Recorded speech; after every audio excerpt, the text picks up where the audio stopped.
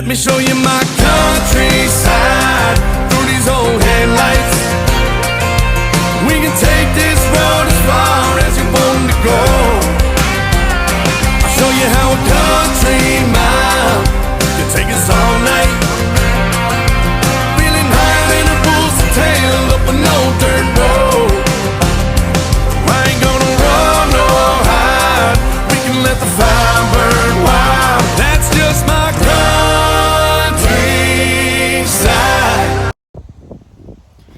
Hey guys, what's up? Welcome back to the channel. If you're new here, welcome. If you are a returning friend, welcome. I really want to document what's happening here. I feel like a lot of people are getting land, and because of the land that's been taken up, because of high prices, all of the reasons, it's getting harder and harder to find land that has pasture. Now, when we bought this property, as you can see off to the side here, it was just a bunch of brush. We have a lot of broom straw. We have blackberry brambles, you name it, all the stuff that you don't want, we got it. Dog fennel is another thing that we have a lot of. And so I wanted to document what's happening here and what we're getting ready to embark on.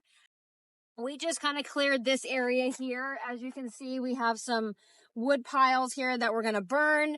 We have the rock pile. There's also rock piles over that way off to the side. So we just kind of cleared it. And my hubby has been using a Toro mulch. It's like a mulching mower. And that's the other part to this homesteading life, and especially in the times that we're in right now. It's year 2024. Inflation is off the chain. And so it's getting really, really expensive just to find the equipment. It's getting hard to find the equipment, and it's getting really expensive if you do find it.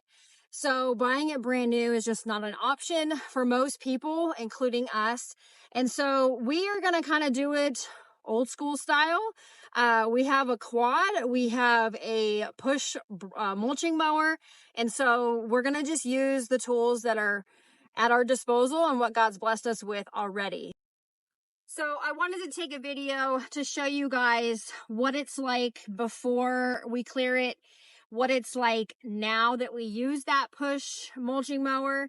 And our intention is that we're going to get chickens on here. And we noticed last year, just with the chickens, that there are a lot of areas that they were on that is already regenerating grass. Okay, so mowing it down, getting the chickens on there, it actually changes the pH of the soil.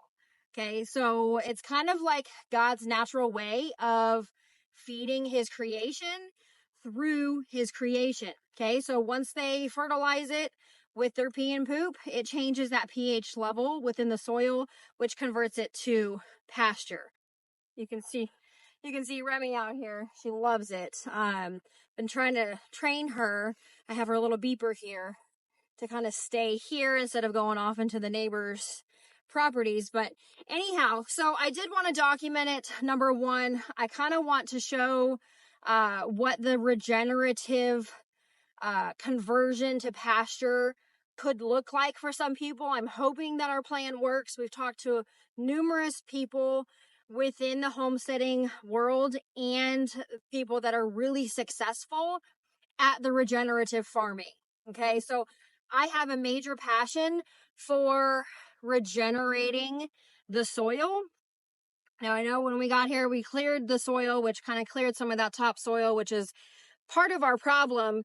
But now we're going to try to remedy that. So our plan is to put sheep on here, to put chickens, and based on all the research that we've done, we should be pretty successful. So in the meantime, we're going to keep clearing this property here, this back part. We probably have about 3 acres back here that we want to clear. Now, our property does go further back, but that part is not going to be touched until we get this front part managed. And that's the other part to buying the property, is you don't want to take on too much too soon. We kind of focused on the area surrounding the house first, and then we're kind of branching out and spreading into the further away areas of the property. So with that said, I'm going to kind of take you around, just kind of give you a few quick views of what this looks like currently. Now I know that it's going to look a lot more brown and wispy because we are in the easy rem. Easy, good girl. Because we are in, what is it, February 6th. So things are looking a little brown and dry. So it will green up a little bit here and there. As the season progresses, it'll green up a lot of it, especially now that we have chopped this down. And it's going to allow the grass to grow underneath of that behind it. Remy, come, come, sit, sit, sit, good girl. Stay. Easy, good girl, easy. Okay. So trying to teach her to be easy with the chickens. She gets excited once they start flying and fluttering. So anyhow, that's the other thing I wanted to kind of stop and explain is the chop and drop method. A lot of people use it within the garden. It's a great thing because basically you can grow different plants and different cover crops. And then you go through and you chop it at its base and you drop it. Instead of uprooting it and exposing that soil, you can chop it and drop it and leave it there to decompose. Some people even put a tarp over the top of it. And that actually adds nutrition to that soil. The roots kind of break down underneath the soil and just add to the composition of that soil. So kind of the same thing here. We went through and chopped with that mulching mower, which is why we're doing this. You can even use a brush hog if you got one. But you're basically just chopping that down, leaving it here. It's going to kind of create and act as a mulch, but also add value to that soil, which also changes the pH. So with that and the fertilizer, we feel like we really are going to be generating a pasture. And yes, it's going to take a little while. There may be some shortcuts that you found that work for you. That is fantastic. With the tools and resources that we have at our disposal, this is our best option without putting synthetics and getting into all of that big ag stuff. So without getting into all of that, I'm going to take you around here, show you kind of where we're at today. And then hopefully as this year progresses, you'll see that change happen. I'll be able to post back here and show you how this method works. So let's go. Okay, so as we go back, we do plan on putting some fencing around the property. I'll do that probably in another video and kind of go over our plan for the sheep fencing that we're going to be putting in. But we did clear all the way up to that brush line along the side, all the way back and around, and then this is where we stopped. So you can see that it's all dog fennel, broom straw, and blackberry brambles. Okay, here is the soil that we're looking at. We just chopped with the mulching mower. Okay, so not much to work with for now. And then we cleared this here, chopped and dropped that as well. And we're probably going to be bringing that fence just to the back of the orchard here, and then cutting straight across that way. So all of this over the next few months is going to get chopped down, and we'll maintain it after that point until we get the sheep on this property. Good girl.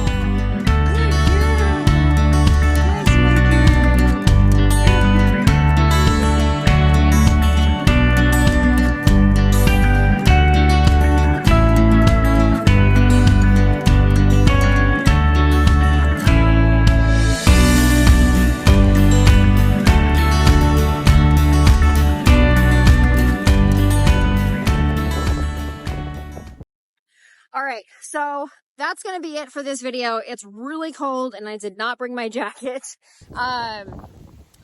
although she's loving it. So hopefully that gives you a little bit of a starting point of where we're at right now, what it looks like. And I think that this is going to help people that are entering into the homesteading world, especially within the North Carolina, some of the rocky soil, zone 7B, and kind of give you just a little bit of a general idea of what and how you can convert it from regular landscape and be able to transition that into pasture. So yes, it's going to take time. We're going to need to be patient, which is not my forte, but it's definitely doable. We've talked to a lot of people, and some people even actually recommend that you roll out a bunch of hay and have them forage on that. So yes, in the meantime, we're going to have to feed them their hay and their greens and their alfalfa.